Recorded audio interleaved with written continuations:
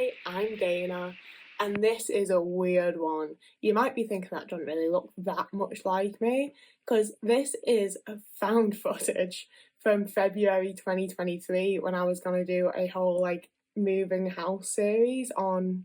It was for TikTok, so I have also had to crop this weird.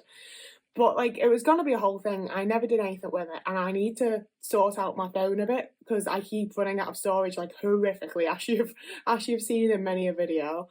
So I am trying to get sorted with that, and thus I've gone through old footage and found this stuff. And it's a wild time to have found it because I'm looking at needing to move again in November. So I moved into this place in February of 2023. I then moved into my next place in June-ish time, I think, like June, July of 2024. And then I moved into this place in the November, and I need to move again in November.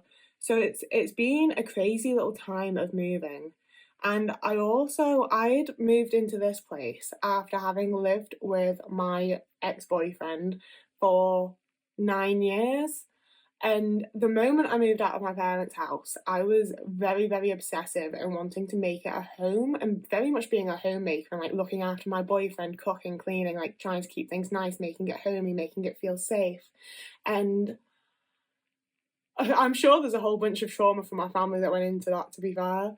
So as soon as I was moving out, I was like, I can do this fully for me now. I don't have some man to look after and some man to cater to and think about and ask oh, is it okay if I do this? Do you like this? Is this all right? It could just be whatever the fuck I wanted it to be. And I was moving into a place that was just a bit run down and icky. I had to fix a mold problem. I had to sort all sorts of stuff.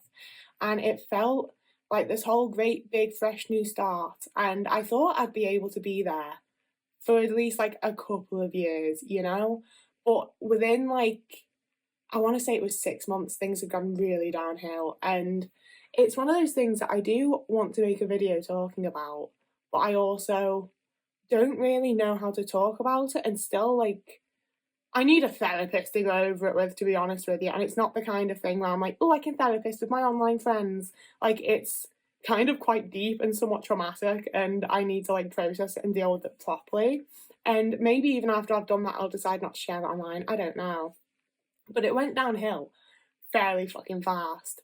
But it felt almost okay because I had my little safe space bedroom. I made it so nice. I made it so cozy and comfortable, and it just felt like a piece of me existing in the world, that's how my bedrooms have always felt to me. It's felt I say always, as a teenager, that was very much how my bedrooms felt to me. It felt almost like I was getting to do a museum exhibit of me. It got to just have all the things that I love in it and look exactly the way I want, and it can be a room embodiment of myself.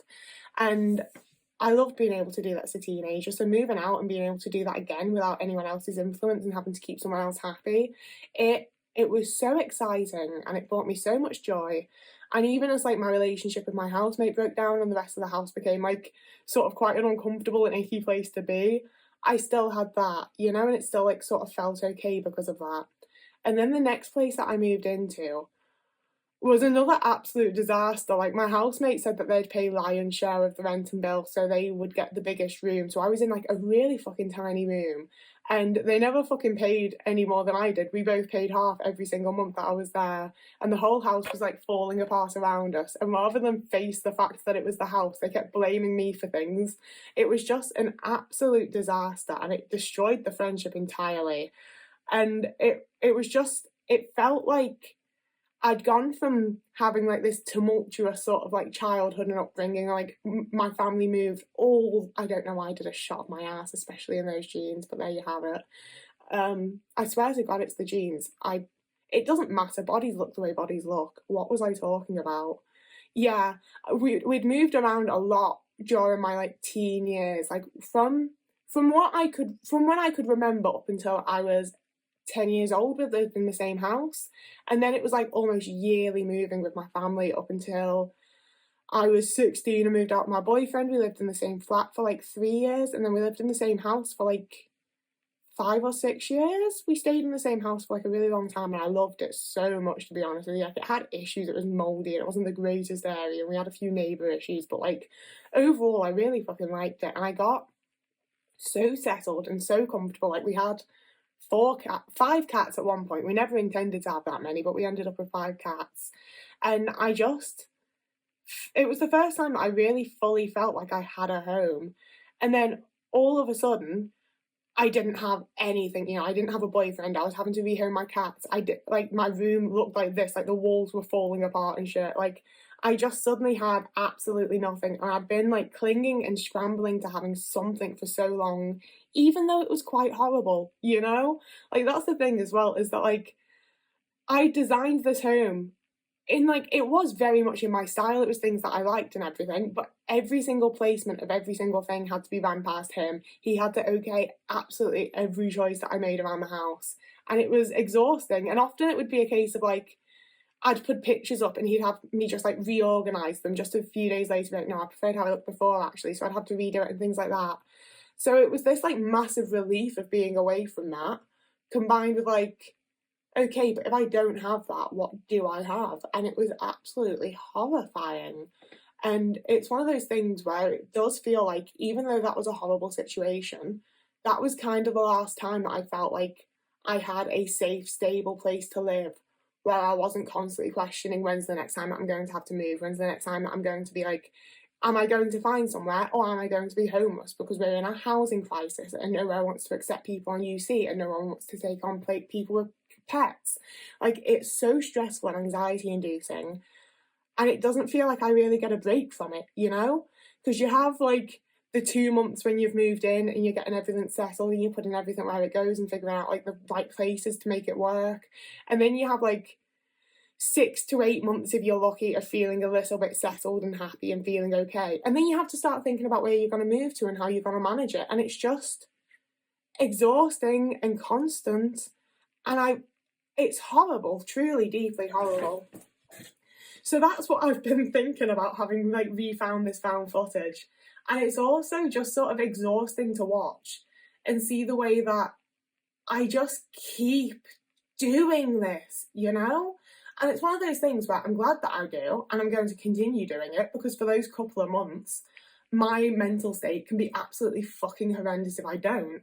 And that was what I learned with my second housemate. That's why I was talking about, like, line share of the rent, because I had this tiny little room, and I was still just about staving off the burnout that I am now in, and not doing it well. So I was fucking exhausted, and everything going on with my housemate, and everything just going on with the house already without that, like, it was all just way too fucking much.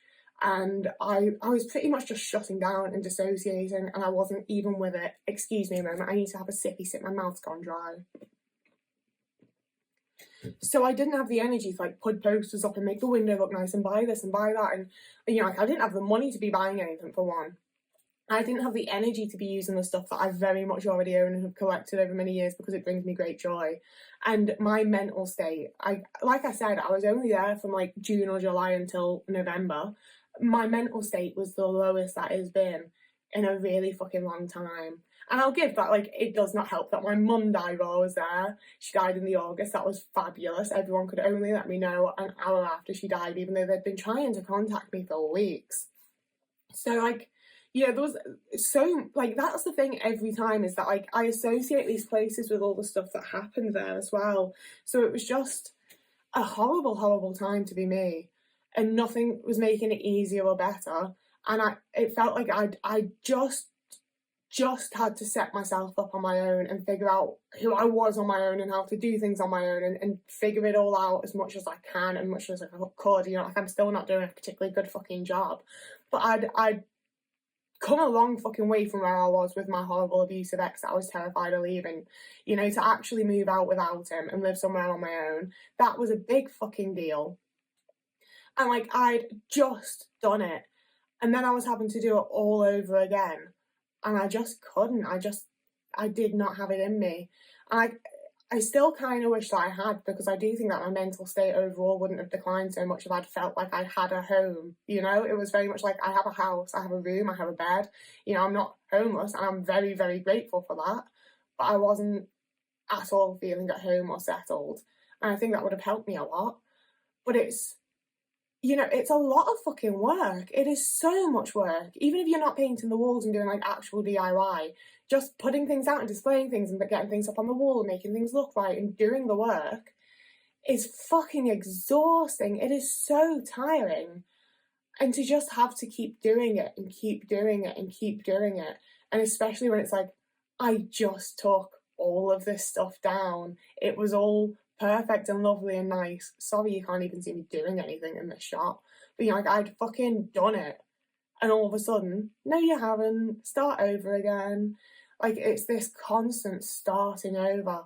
I so truly, genuinely do not know how many more times I have it in me. Like, I genuinely feel like within the next couple of moves, I'm going to have an absolute fucking breakdown and get rid of like 99% of my stuff. Like not in like a fun minimalism way, in like it's stuff that I want, and I'm gonna be super fucking sad that it's gone afterwards.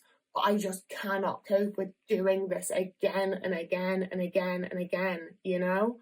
Like, not to be like real vulnerable or depressing or something, but it's also one of those things where, like, as someone who was raised in a household where I was very much expected to, you're going to grow up and get a husband and have babies and look after the house.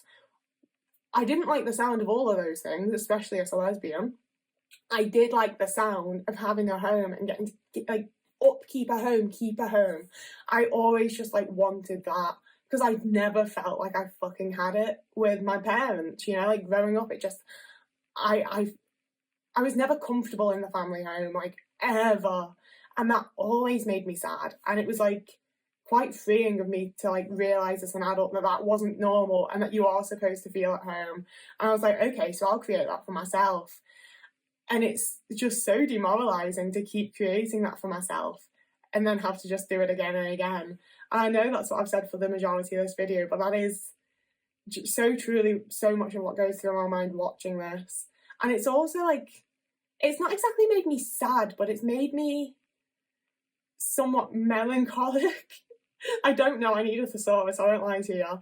It's made me feel a way, because, like, I was so fucking hopeful here. I was like, I'm gonna make friends, I'm gonna build community, I'm gonna have this and that, it's gonna be a good time. And, like, every time I've gotten anywhere close, something's gone wrong, something's fucked up, you know? And sometimes it's been me that's fucked up. I still, like, some of the areas I'm like, yeah, I see that, and I frankly think they should have forgiven me because I didn't fucking mean to, and it was an autistic trait. Like, I don't want to excuse everything I've ever done as, like, autism traits, but so much of it when it comes to socialising with people, it is a case of, like, well, I do have a social disability.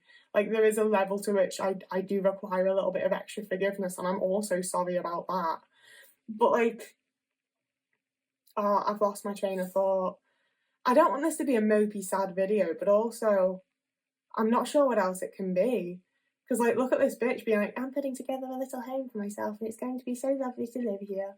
And it wasn't very nice. And the next place also wasn't very nice. And for the majority, this place wasn't all that nice. And it's somewhat better now that I'm on my own.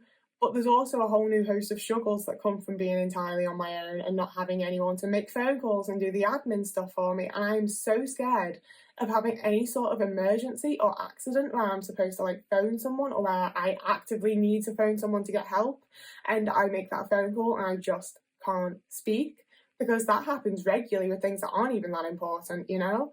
I truly don't know if I had some sort of accident or emergency, if the panic and the anxiety and the, like, need to sort this would kick in and I'd be able to do it, or if the panic would just mean that I couldn't do it. I have no idea. I just have to wait and see.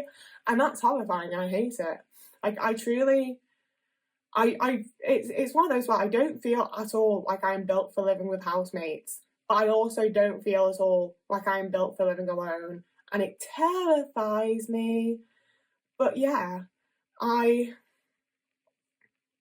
don't know how I can make this at all cheerful. I'm extremely nervous about moving in November. I've started saving up, and not going well, let me say. I don't know how I'm going to afford it. I don't know how I'm mentally going to manage it. I don't know how I'm physically going to move my stuff. Like, I can't drive. I don't have any friends. I have my one friend that drives me to Yorkshire, to be fair. He's helped me move house like every fucking time at this point. I assume I would have to call on him again. I didn't mean to include my ex-housemate in this, but he decided to be in it when he did all that for the camera, quite frankly. I just, oh, life is hard and I'm getting through it, but I'm not much enjoying it. And I really, truly hope that things get somewhat better from here on out, because I can't keep doing this. Like, are other people having to live like this? Is this how everyone's coping at the minute? Is this just life in the UK currently? I don't know. I'm not enjoying it. I'm not having a good time. I wish he hadn't been in this video so much. I feel like I should like blur him out or something, but also like, you saw what he did. He knew the fucking camera was there. He knew that I did YouTube. He did literally say that it was okay for me to film him, put him in videos if he was on camera, like when I was doing this stuff.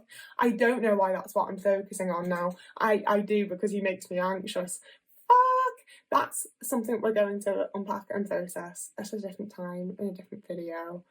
Watching this also makes me miss my long hair for some reason. I feel like it makes me look a lot younger, because I don't feel like my face has actually changed that much, but I feel like sometimes when I braid the top of my hair to get out my face and don't have braids in, it looks like I have long hair again, and I feel like it makes me look a lot younger than my short hair does. I don't know if that's what I want or not. Like, I am 28, I am starting to like push it a bit, but I don't need to look like I'm 22, you know? I'm 28, it's fine. I'm not even old. Even when I do get old, you're allowed to fucking age. Jesus Christ. So yeah, that was the intention of this video, to just sort of be like a long sort of cathartic sort of ramble about it. Because I filmed all this type of stuff because I do have a bit of a thing for like documenting my life and keeping track of things through video and through my YouTube. And I always had a little bit of myself that like regretted not actually doing anything with this footage, so I'm really glad that I have now, to be honest with you. But yeah, that's the end of the video. Got to show off the DVD collection apparently. I was showing off like the full shelf, to be fair, it's just that I've propped it. But yeah, I just keep making myself at home wherever I go, and it's not ever permanent, it's always just fleeting, and that's really sad and it's really getting to me. But we keep trying our best and pushing through. Whoever you are, wherever you are, you have a lovely morning, evening, day, afternoon, week, month, year, and I will see you again in a couple of days with something less sort of weird and Blair Witchy than this.